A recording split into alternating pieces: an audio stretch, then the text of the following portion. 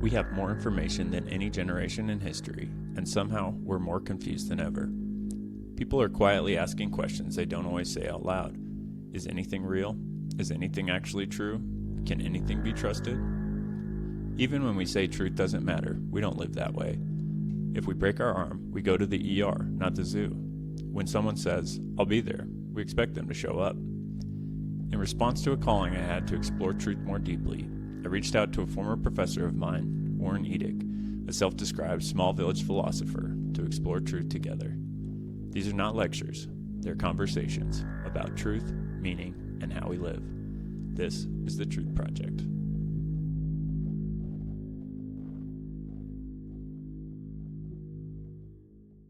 Hello, Alex.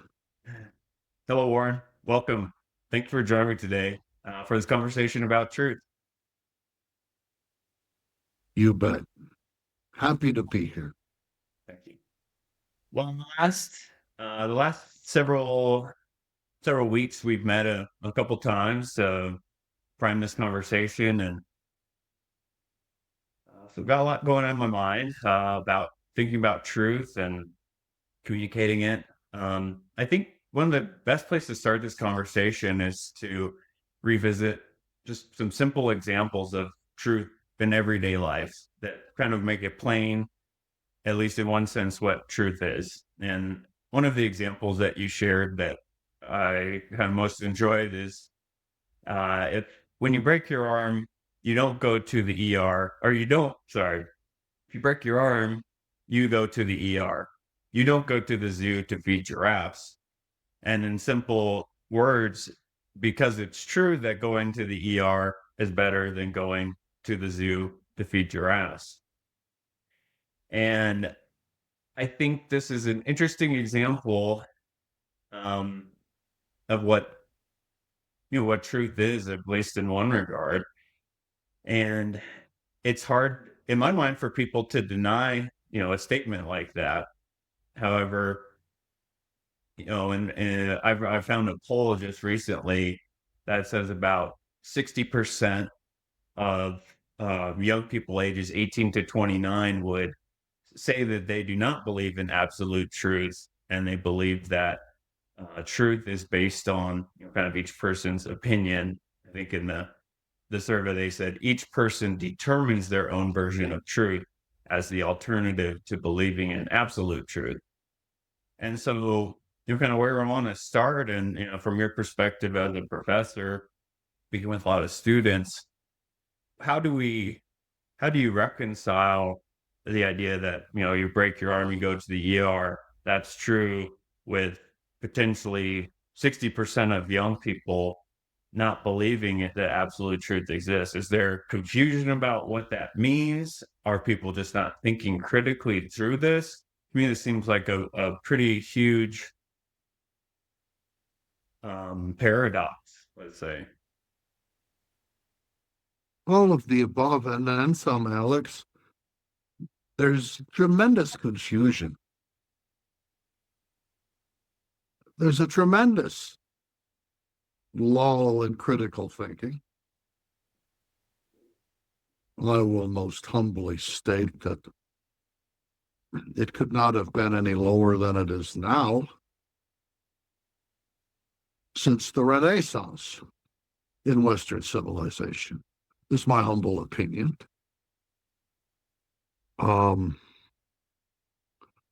There's tremendous confusion, and the confusion is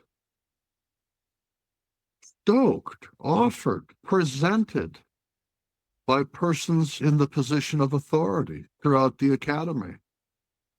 It's a travesty. It really is. The misunderstandings have compounded where everybody involved in reinforcing confusion, in my humble opinion. If I take that as a set, there will be some that are insipid and sinister, and that's their motivation. But most are victims of this confusion and are swimming in it and are forcefully trying simply by stating the contrary to maintain integrity. But there's confusion. There's confusion everywhere. We could start just by looking at the word. I meet people every day. They say there is no truth. All right. 5 minutes ago, you were down by the vendor and you bought a drink or a sandwich. And you told the guy, hey, you gave me the wrong change. A total contradiction here to the idea there is no truth. Hello? You did the math. It's not the right change. You're not just claiming there's a truth to how much change you're supposed to get. You're also claiming that it is not merely of your own making, but you're holding the guy you're speaking to accountable to what your opinion thereof is as well. You're saying, hey, you have to be responsible for this truth that I am claiming, not just me. Totally contrary to the idea that, well, everybody comes up with their own truth. This confusion, think of the space between our two ears, which, by the way, are the most complex, complicated, and unknown few cubic inches in the known universe, all of it. Let's be clear about that. It's like a ring. Plato would call it a cage, if you will.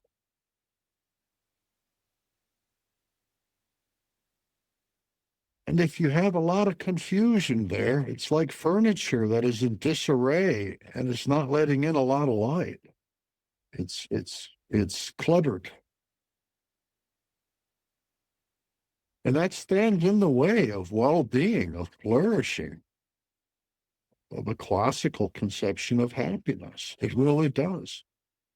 And of a lived freedom, being able to embrace life. Yeah. And sadly, we've devolved to a point where what these days is called education seems to promote more cluttering of those spaces and more darkness.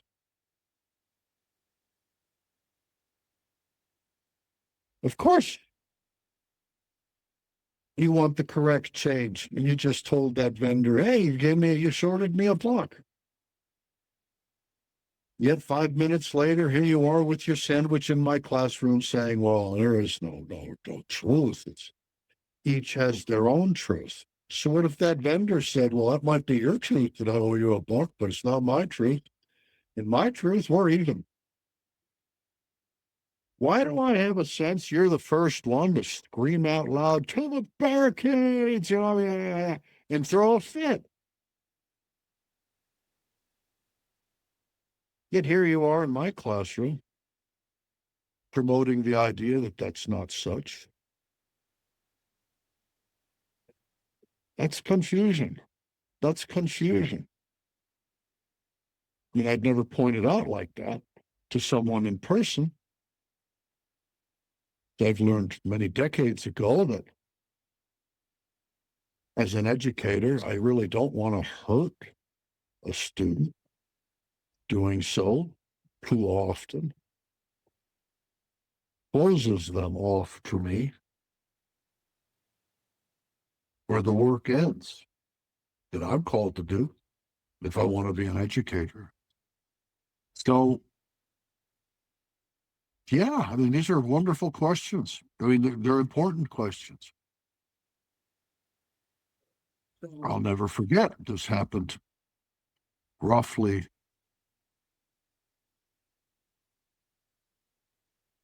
15 years ago, between 12 and 15 years ago. I was lecturing in a college lecture hall. I had a class. I believe it was formal logic, or the formal logic section of a critical thinking class. Sort of a dry part of the class where, the board looked much like taking an upper level calculus class. Instead of X, Y, and Z's, it had P, R, S, and T's and all kinds of, diacritical marks and symbols and calculations. The formal part of inferential deductive moved. And as I'm explaining certain things, the class is paying attention and taking notes. The door just slams open, and in comes a colleague from a different department. This particular gentleman was from the English department. Past years, he had even been the chair of that English department. And he just barged into the class, interrupted my train of thought, my lecture, and yelled out at the top of his lungs, "There is no truth. Irrespective of what he tells you, there is no such thing as truth." My reaction was exactly the same as all my students. We were agape, eyes wide open. Silence in the room. Like, wow, what just happened? "You all remember that," he went on to say. "There is no such thing as truth." And I happen to know this person. And he wasn't doing some educational theatrics, or he was just being dead serious. He turned around and he left the room. And we were left in a moment of silence. And then I tried and succeeded, I believe, turned that into a learning experience. My students and we started talking about it. And just simple examples, like the ones we were exploring today.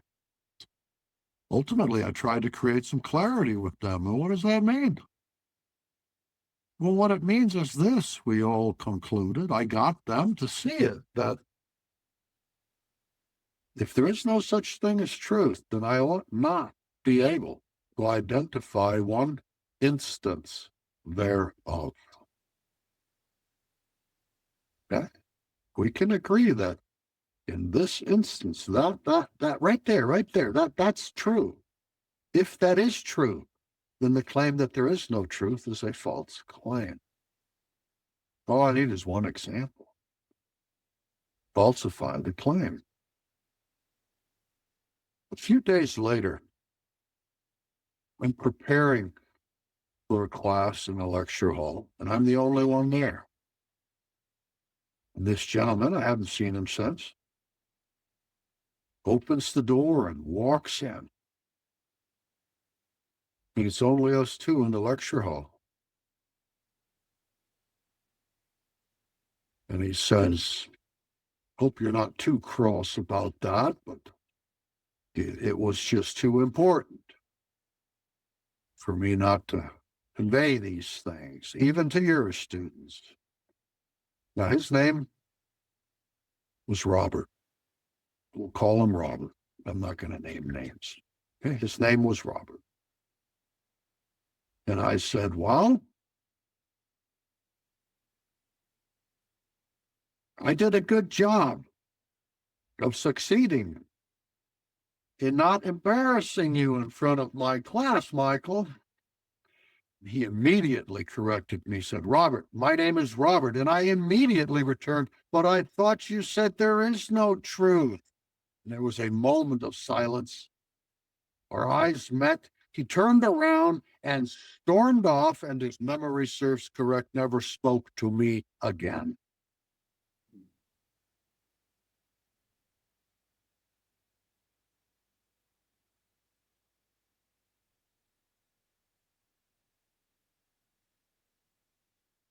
What are we to make of that, Alex?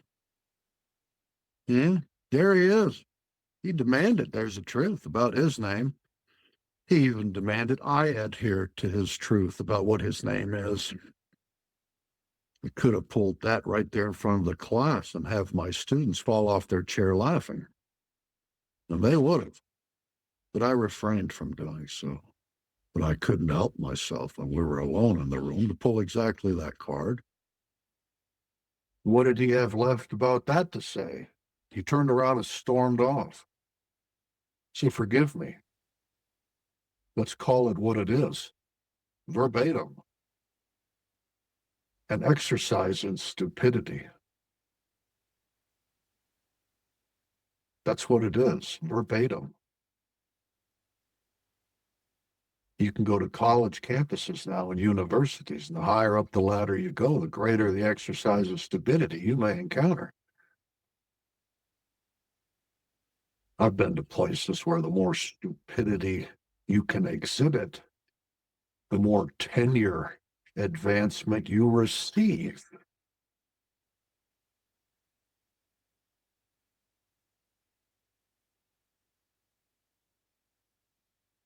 Needless to say,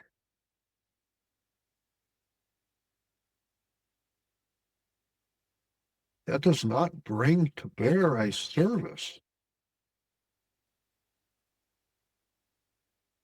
to those who entrust themselves to us for their intellectual development. In other words, the interior design and architecture of that space between those two ears.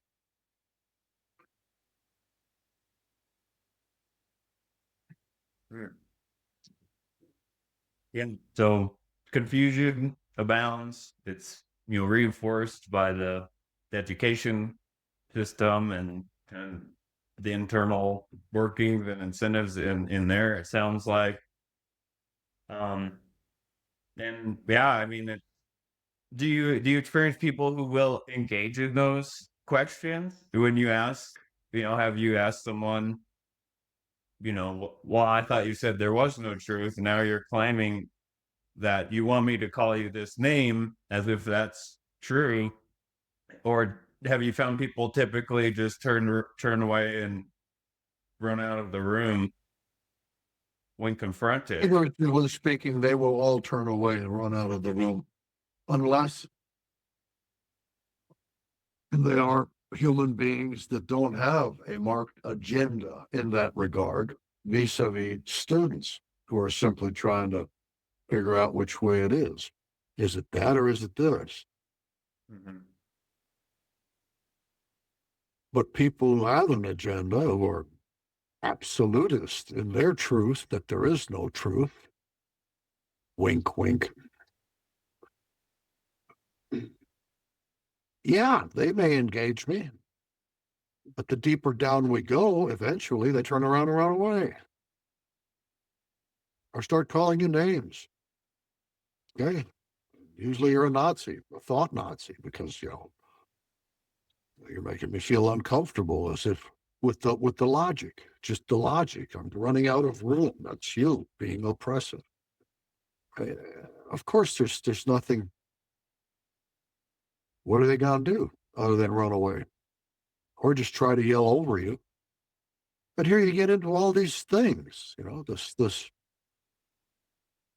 20th century has been very unkind to the mental sciences. All of it starts with philosophy. Okay. And especially the latter half of the 20th century, Western civilization seems to have been swept with the Paris school. Okay. Michel Foucault, Jacques Derrida. And you get into this whole idea that any speaking to or with any other human being is nothing but the will to power. Given there is no truth, I'm just trying in one way or another to exert power over you, to make you subservient to me. And I've seen people practice that. We can go, engage in this. Well, your name, okay? Didn't you just say there is no truth? Now you're saying it is. It's Robert, not Michael, blah, blah, blah. You draw that out. At some point, they just become loud. like him yelling in the classroom. I've been yelled at in faculty halls by other faculty members. I mean, I wrote a book and published it in 2010, and in that book it states nothing other than, for all practical purposes, in our human condition, 1 and 1 is 2. Oh boy. Oh boy. I mean, the faculty room boiled over, being yelled at, called a Nazi, all the rest of it. I never raised my voice. I never raised my voice. But then, opening the door to realize I better get out of here. It was just, a hallway filled with students going, wow, what's happening in there? And, campus police officers. Is everything all right? Why, yeah.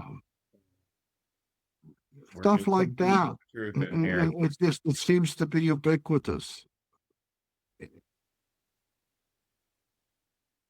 So to answer your question, no, you can't have a fruitful discussion with anyone who denies logic and to the point where they're so habituated into that confusion that they're not even sensitive to it. And when they realize they've been checkmated and they can't put words together in a string to somehow get back out of it because you've nailed them to the wall, then either they're going to run away, flight or fight, or they're going to all of a sudden explode on the scene and call you, lower than dirt, and just things become just personal and just power driven. Yeah, I've been through a lot of that. What's that? I mean, isn't the university system really found on this idea of logic and conversation and finding truth? And now is it almost the opposite? It sounds like. Yeah. I mean, there's many. Well, I shouldn't say many, but there's some of us who have sincere and legitimate doubts whether any reform to that regard in higher learning in Western civilization is even possible anymore, or whether the current institutions have to be razed to the ground and alternative institutions need to organically pop up like mushrooms to take their place and start over somewhere else. Mm-hmm. It's become that bad. I mean, it's common knowledge now that the average college, the average university in America today has far more administrators than they do teachers. Make no mistake. What's wrong there? Think about it. Just think about it. The administrators make huge monies, usually 6-figure salaries, and you know what I mean? And there's something like 75% plus of all college and university courses in America today are taught by adjunct instructors, non-tenure track people, very qualified. And I've known many of them who live in their car.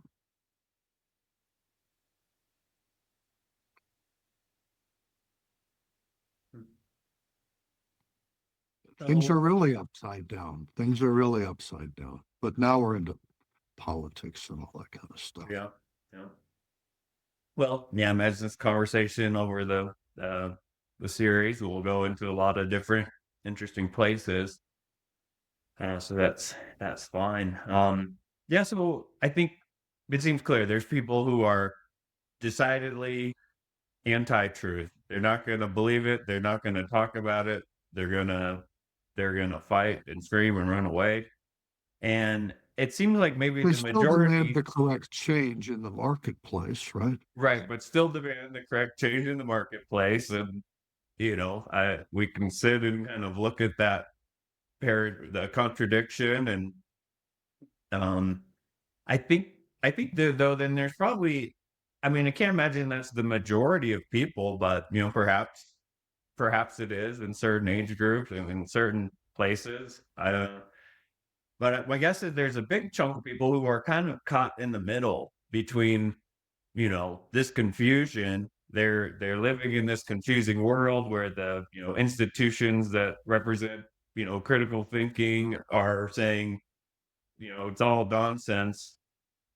but also living life and having a name and wanting to stopping at red lights because they think it's true. Oncoming traffic will hurt them if they pull out into it. And so how do we connect with people who are lost in this confusion and maybe help them feel more grounded and that there's hope that things aren't unpredictable and I mean, of course some things are, but ultimately there is truth. There is something that's reliable.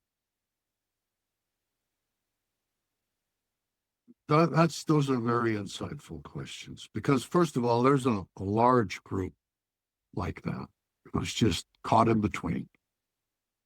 And whenever I've had students where the light finally went on and they were able to grab a hold of something and become reasonable,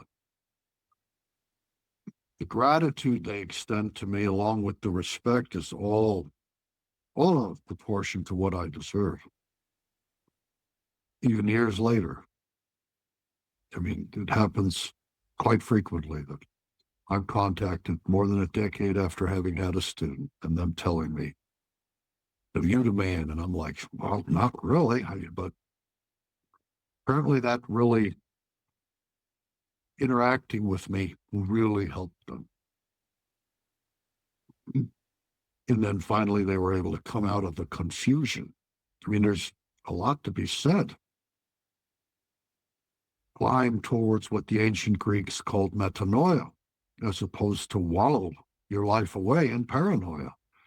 See, the ancient Greek word for confusion is paranoia. And the Greeks simply held to the idea that that is the root cause of anxiety. Okay? So paranoia, we use it in our vernacular as meaning a heightened sense of anxiety, but actually the word means confusion, chaos, as opposed to the opposite of chaos, which is cosmos, an orderly whole where there is an up and down, a left and right, a way forward that can conform with intentionality.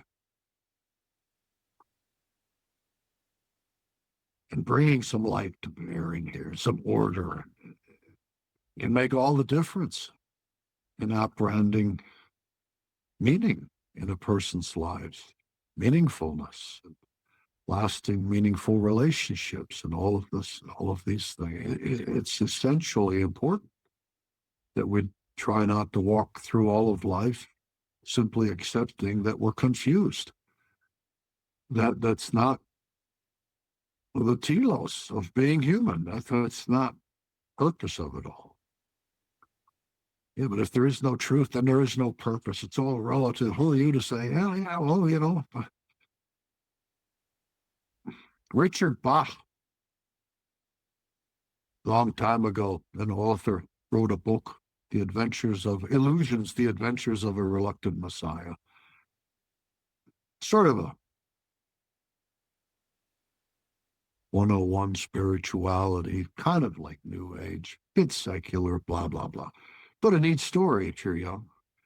I enjoyed it some 45 years ago, but he wrote something in there. He wrote, "Argue for your limitations, and surely they are yours to keep."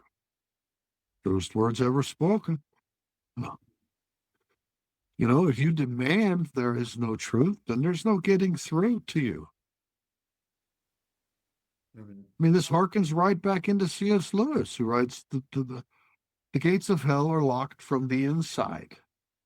If you demand no, if you're vested into that agenda that there is no truth, the angel God parked there at the gates of hell, whom was never parked there, keep the door closed. The gates of hell are locked from the inside. God has that angel there to keep trying for those inside to open the door.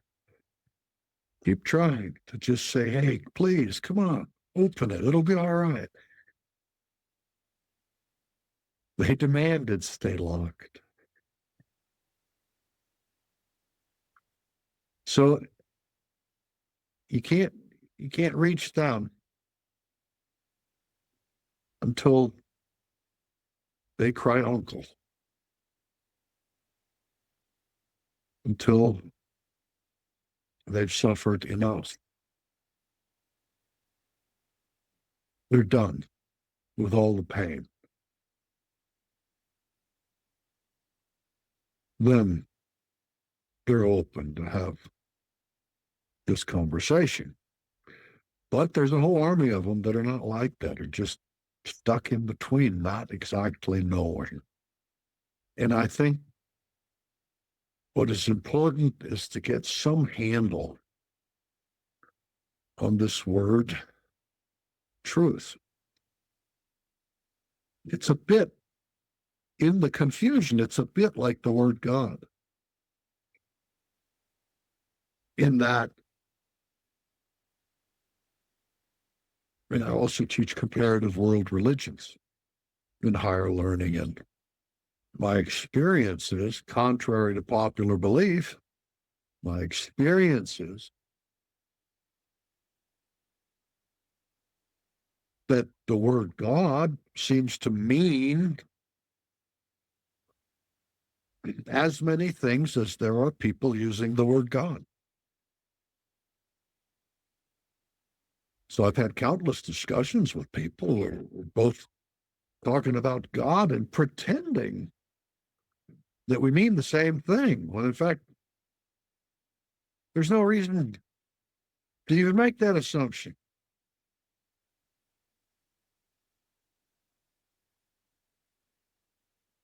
For what it's worth, I don't mind sharing of myself here. I mean, I do. I trust in God.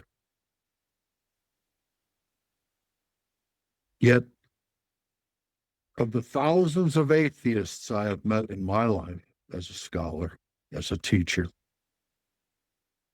when I ask them, hey, you say you don't believe in God. Okay. Can you explain that to me? What do you mean? Can you explain what it is you don't believe in? And when they then try to explain that without using the word God, I have yet to meet one with whom I disagree. Yeah, I don't believe that either. The bearded old guy on some cloud forcing people into a terrible place of agony where they do not want to go, and being a bully and just punitive and all of that stuff. Yeah, I don't believe that either. We can sit here all day long and talk about God. The first thing is we need to figure out, can we even have a common set of language? And truth is a little bit like that, not completely. It's a little bit like that. Because we use it as if we all know what it is, and then we either yay or nay. But no, it's rare to meet someone who really understands what is it even linguistically, semantically. Not, oh, there's a person who knows absolute truth about the world and the meaning of life. No, not that. Just the word itself, and in a sort of usage manner. What is that?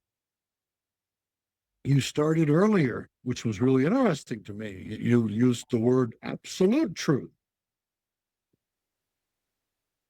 Somehow you're qualifying it, trying to put a handle on it. What is that? Oh,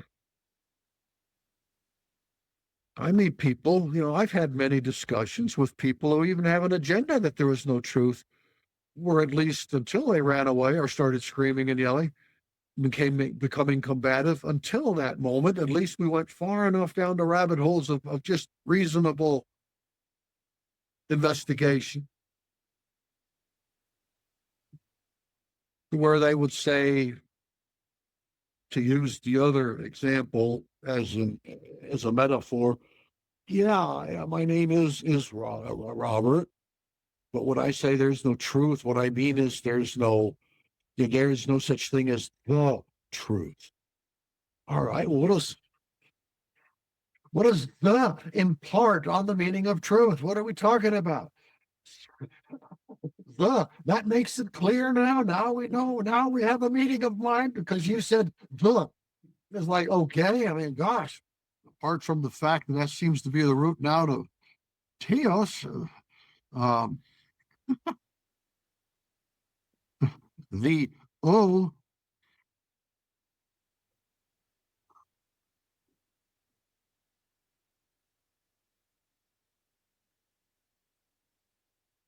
Have we come any to greater clarity because you feel the word the? Not really. We were still doing this everywhere. Mhm. And what I see dealing with people in this field of confusion, but who are not committed in an agenda, is they're unable to see this going on in their daily verbal interactions with others. Do you believe there's truth? Well, he does. He doesn't. I'm still undecided. They don't see that. They think it made it all clear. And when I ask them, well, share that clarity with me, boy, things get muddled real quick. Yeah. You see what I'm saying? He's talking in circles. Mm-hmm. So what do we mean? Absolute truth. If you're going to yell out into the world, there is no truth, none at all, then that is an unqualified statement, logically speaking, meaning you haven't qualified what kind, what class of the stuff we may call truth does not exist. And not qualifying it logically implies, by way of deductive inference, that it does so necessarily, the classification of all. Truth does not exist. That proposition means the same thing as all truth does not exist. Okay? Mm-hmm. You're going to have to qualify them. Well, no, there is none at all. And now we're getting somewhere. Well, then, there you are, Michael. No, Robert. My name is Robert. So how do we make headway here? And where did this come from, this confusion? Personally, I don't think there ever was a time of such confusion prior to the 20th century in the written history of mankind, short of certain subcultural elements, but not mainstream in any civilization. Okay? I mean, the ancient Greeks had the sophists and their sophistry. They taught there is no truth. All there is rhetoric for the sake of power. Okay? That was the school. That was the school that Plato's father took young Plato, who was an important man in Athenian society, well-to-do, had a big farm outside, and paid good money to have the sophists teach young Plato when he was somewhere around 17 years old, 16, 17. From the farm, took him where, the slaves done taught him. They were the educators then, and wanted him to become a great orator for the sake of climbing social status and riches on a ladder. That's the deal. And their approach was very simple. Knock it off. There's no truth. Get rid of it. It's all about success. And oration will bring you there. It's all about rhetoric. All right, we see this in professional politics these days, I guess. But that wasn't the average Athenian or ancient Greek in the Hellenistic period. Of course, a farmer knows that this works, that doesn't work, and that's the truth. Okay, if you want to have a harvest, you're going to do it this way because that's the truth. Of course, they knew that. Okay, and Plato, just went along with it for about a semester, I suppose, somewhere around there, and then he ran into this old man on the street somewhere in an alley who was really wiping the floor with erudite social status giants in the Athenian society. His name was Socrates. Doing by way of Socratic method, flushing out. Chief Justice comes out of the building down the steps, and Socrates will approach us and says, surely you of all people can tell us what justice is. And on it goes, and round and round and round the Socratic method until everybody there who's paying attention realizes that the guy started out, oh yeah, pontificating on what is justice, only to end up contradicting exactly what he said it was and exposing himself as not knowing much of anything. And Socrates highlighting these things to the point where they really did want to get rid of him.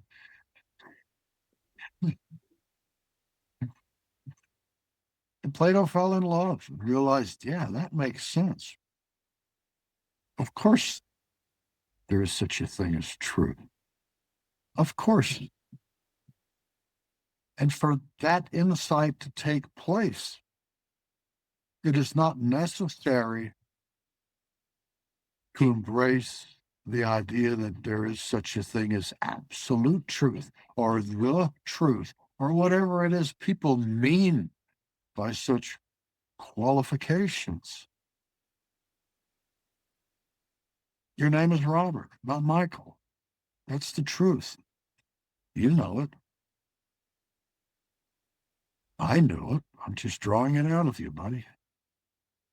You obviously don't want that. It makes you mad. It's contrary to an agenda.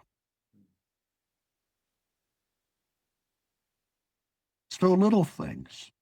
And remember, all I need is one instance of anything, no matter what size, to be true. For the statement that there is no such thing as truth to be falsified. It is thereby negated.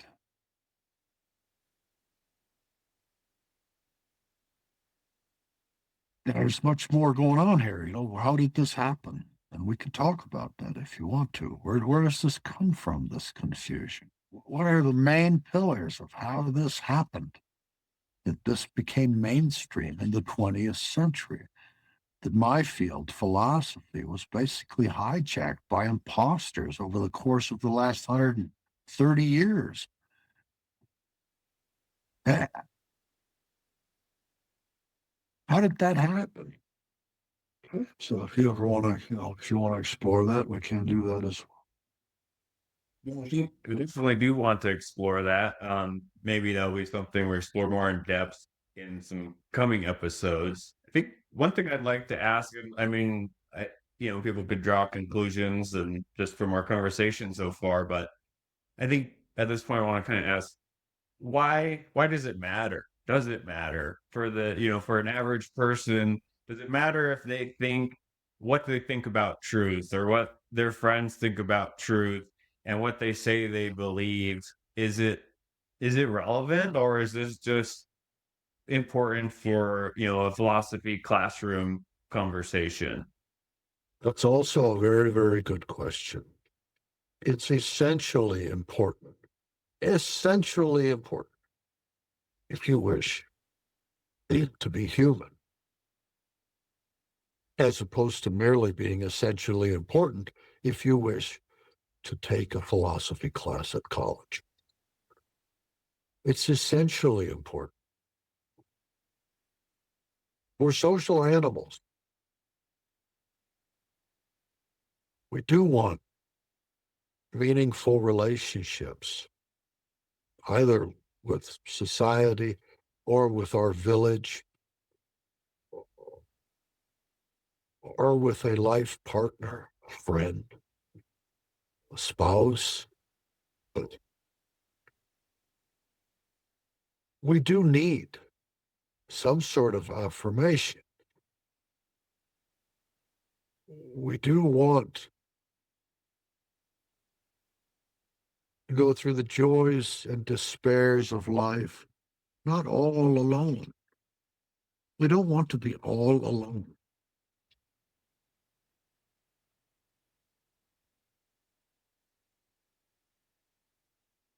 That is an intrinsic part, at least in the beginning, of human flourishing and happiness, well-being.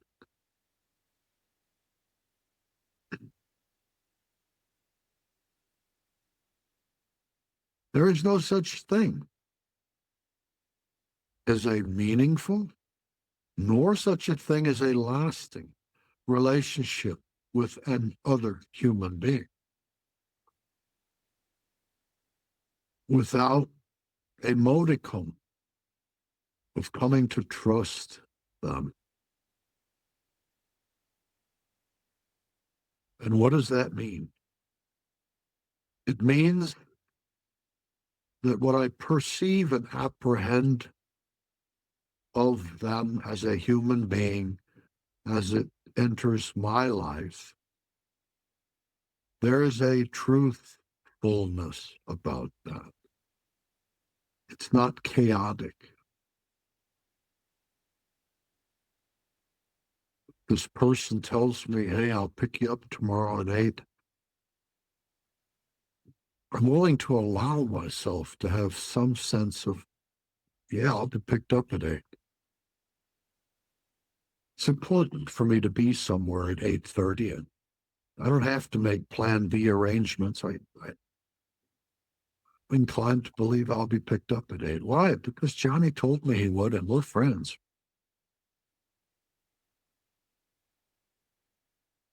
There you have it. That's truth. Truthfulness, being truthful with another human being as to who I am and what they can expect me to be. Yeah, that's great. And yeah, one thing I wanted to explore. I know you're a big fan of kind of etymology and word origins. The truth itself, I know that is building a little bit, but it sounds like it's comes from a Germanic word with a root meaning trustworthiness or reliable. And so the idea that truth is really something that you can trust. Would you say that truth and trust or trustworthiness are really kind of synonymous?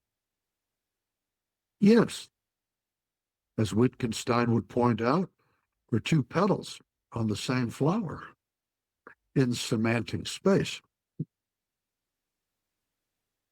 And so Think of we it have. this way. Oh, go ahead. Think of it this way, real quick, if I may. Yeah. I don't merely long. See, reality, our human condition is what I like to call holographic in many ways. Biggest can be found in the smallest. Mm. The smallest can be found in the biggest. Mm-hmm. And so, yeah, I long to be able to trust my wife, my spouse, my partner. But let's be honest. We rarely are, but let's be honest. I can be out hiking by myself, and I believe most people that's true. There will be an internal dialogue that takes place, unless I'm an enlightened Zen master in Satori and enjoy walking through the wood and have utter silence in the space between my two ears. A wonderful practice, if one can learn to meditate, to pray at that level. That's great. But barring only that, and to be sure, anyone who has come to that level understands that there is truth, especially to our human condition. But there's a dialogue happening in that space between my two ears. And I delight in that when I'm not, say, hiking in the woods in prayer. I delight in that inner dialogue. It's, figuratively speaking, I, me, and my having wonderful conversations, even getting into arguments. You really think so? Yeah, that's the best way up that mountain. Let's go that way. I don't know. I think this one over here, we rarely stop to ask, well, now, wait a minute. Which one of them is me? Well, that one's me, the one that finally said, no, I'm going to go up here. This is the better way. Well, if that's me, who was I talking to inside my head? Well, if that's me too, then why was I talking at all? What is this? This in the state of being individual.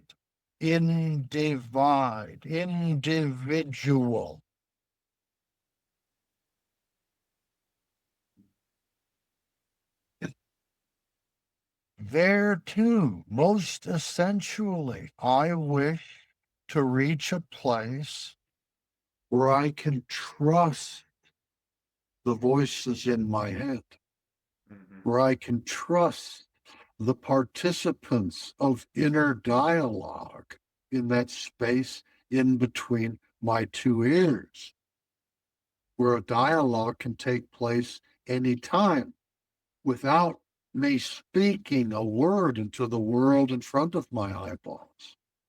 Don't I wish to trust and be trusting? Don't I wish to be able to rely?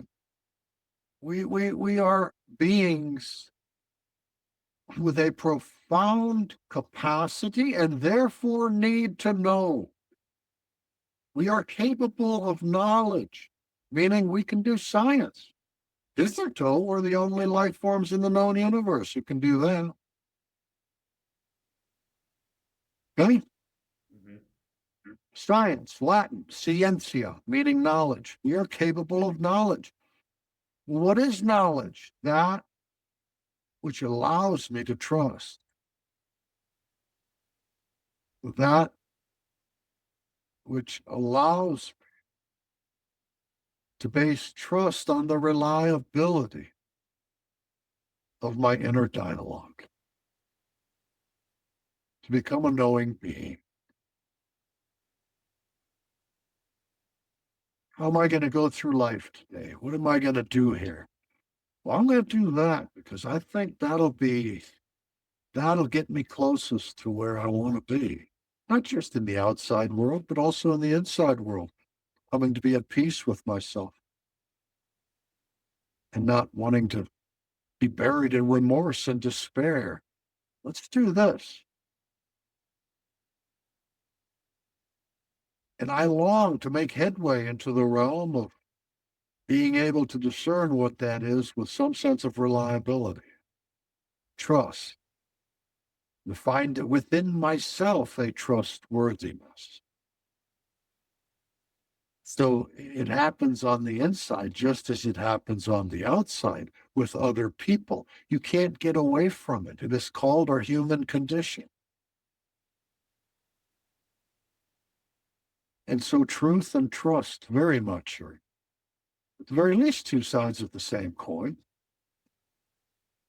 Deep down, and I suspect, might be speaking out of turn here because I don't know, but I suspect if I take it all the way back to the Proto-Indo-European constructs, it's one and the same localization. Yes.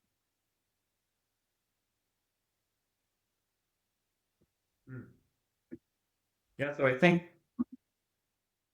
think it's an interesting, part of the conversation, and I'm just trying to think of ways to connect people with this idea of truth, and I feel like it's something that's maybe we've all taken for granted, as a society. Certainly, maybe worse people taken for granted, but potentially neglected or kicked out onto the street to fend for itself.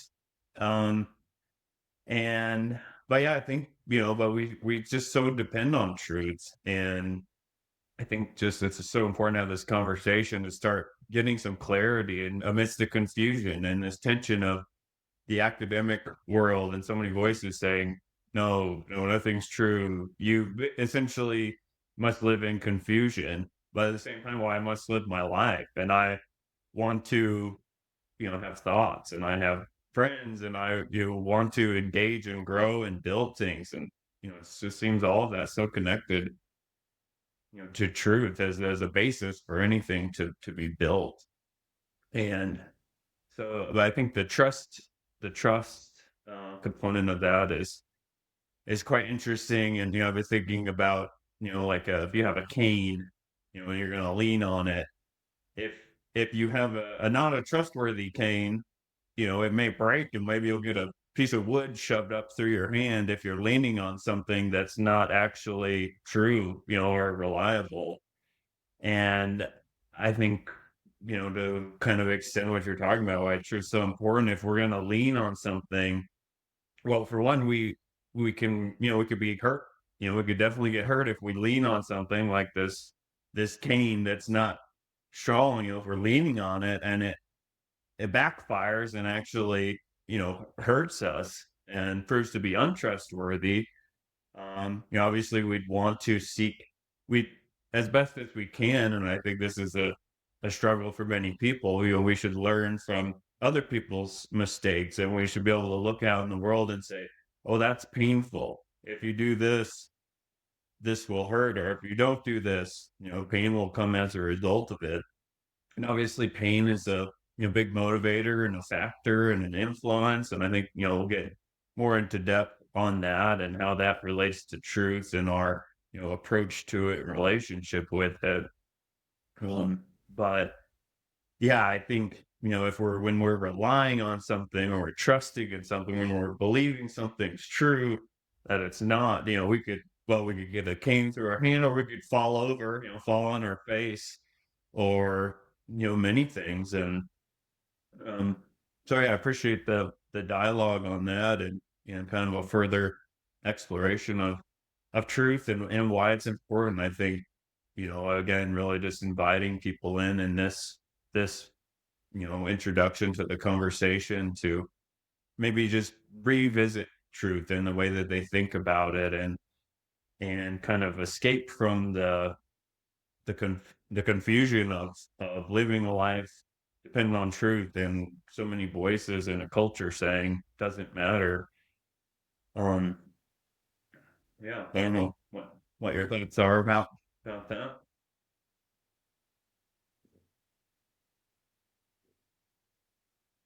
Well, slowly, I think we're carving out something to make out as to what this is. I mean, I sadly met a lot of young people where they're so confused that even when I say, well, you exist, don't you? Well, I don't know that. I don't know that. It could just be some program running, and unbeknownst to me. You see what I'm saying? Maybe I don't exist. It's just a computer. So you can't even, I mean, the 20th century has been quite unkind. You can't even hit them with Descartes, I think, therefore I am.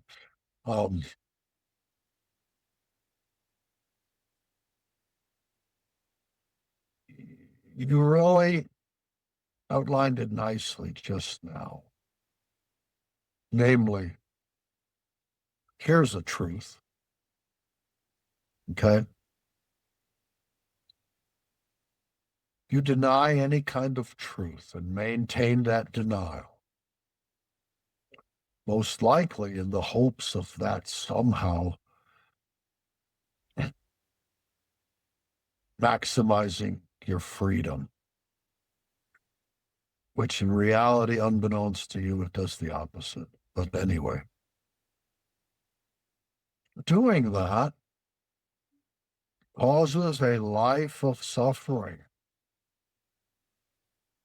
causes a life that constantly fills with unnecessary suffering.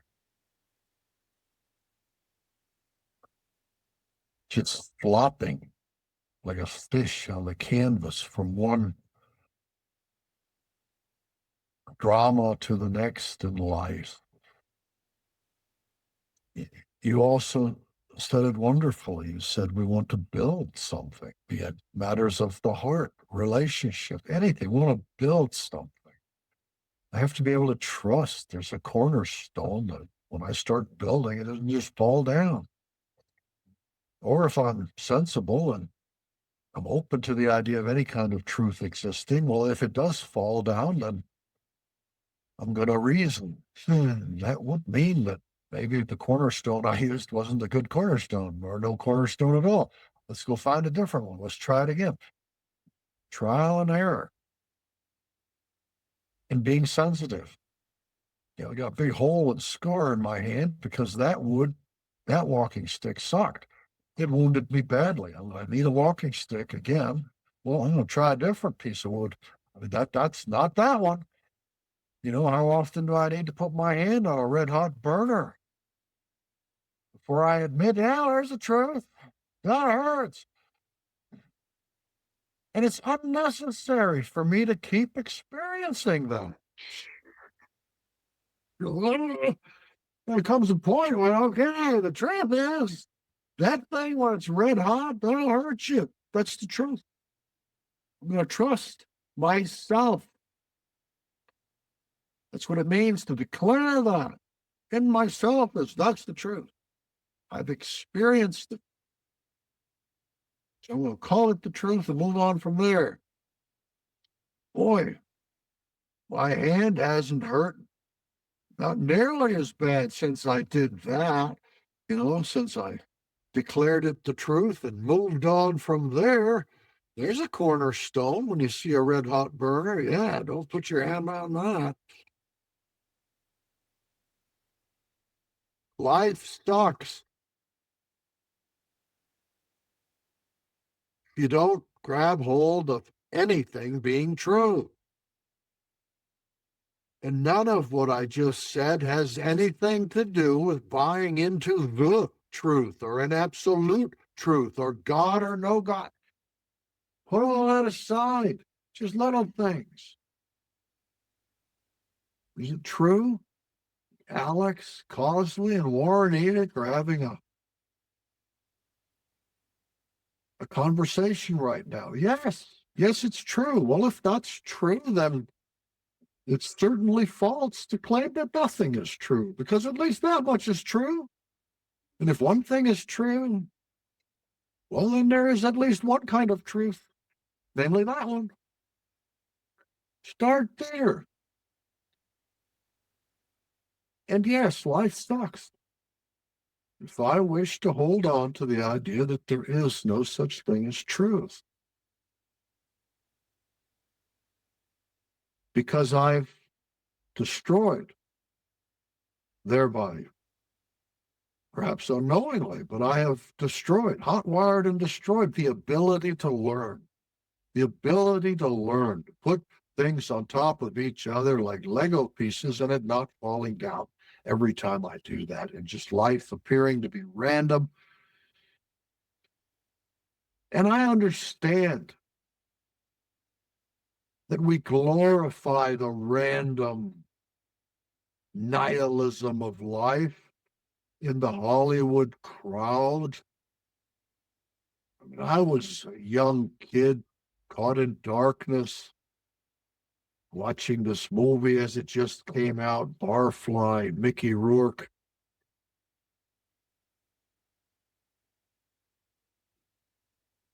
How cool is that? Because it's so avant-garde. It flies in the face of all parental authority figures who are trying to tell me how it is. That's wonderful if you're involved in adolescent revolution and, a rebellion without a cause. That's great.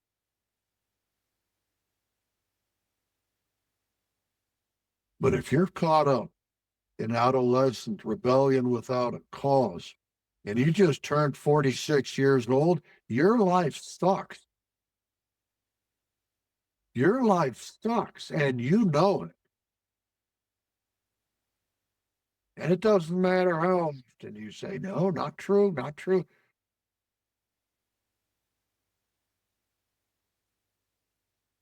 You have not achieved any firm foundation. You're just adrift at sea and have long gone down the arduous road of diminishing returns. Going down to the local bar and getting drunk is a lot less fun than it was 30 years ago, and you know it, and I know it, and everybody knows it. Okay?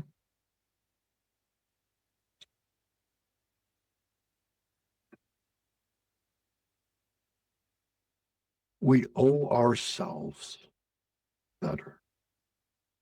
There is a more beautiful way.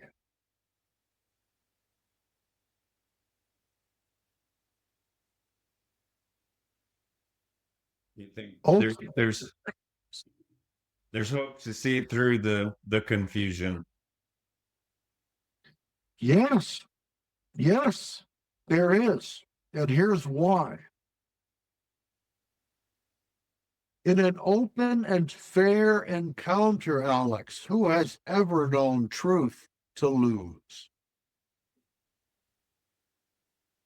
There it is. It's merely rare to find oneself in the environment of an open and fair encounter. Okay, you're certainly not going to get that if you turn on the news. Okay? Agendas have drenched this world of ours. Innuendo, this, that, and the other. Okay? An open and fair encounter. That's what Plato envisioned when he created the academia, the academy. An open and fair encounter.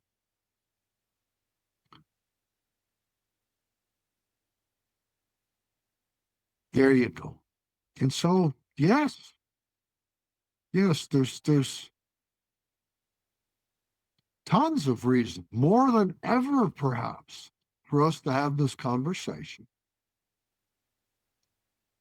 Because you are absolutely correct. There's an enormous army of folks amongst us. But we're not decided on this. They're merely confused. Mm-hmm. Okay? And if people don't speak up, people who perhaps even know better don't speak up, even at the cost of being called a Nazi and all the lower than dirt epithets towards someone who thinks there is such a thing as reason. There is any kind of such a thing we call truth. If we don't speak up, we're lost. There won't be a world.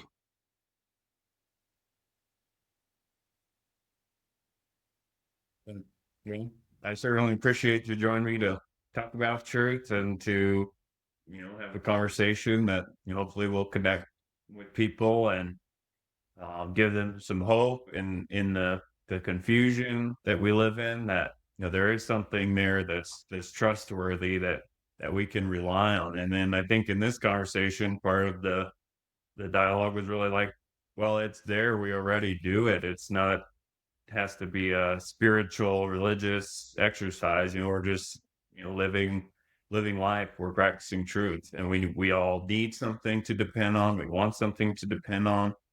We need to trust in something, and if we just say truth doesn't exist, we've eliminated the possibility for a foundation, and then we can't build anything because nothing can sit and stay and then attach to something else. And so, yeah, I hope that people who are listening have can see that just denying truth, and it seems simple, but it seems simple to say it's true. Going to the ER is better than going to the zoo and you break your arm.